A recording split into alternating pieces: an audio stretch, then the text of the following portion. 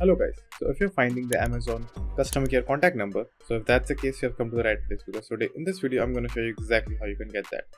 Now, it's a very simple process. All you have to do is simply open your Amazon application.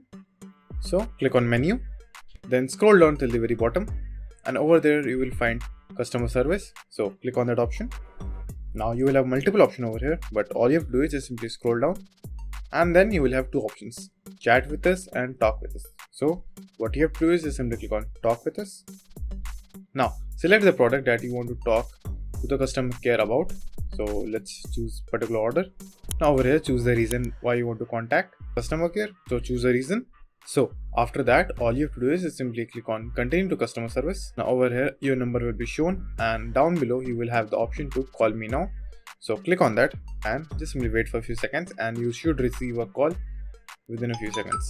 So as you can see, I just received the call from the Amazon, and so now you can talk to the Amazon associate. So that's it, and thank you for watching, and do like and subscribe to my channel, and take care.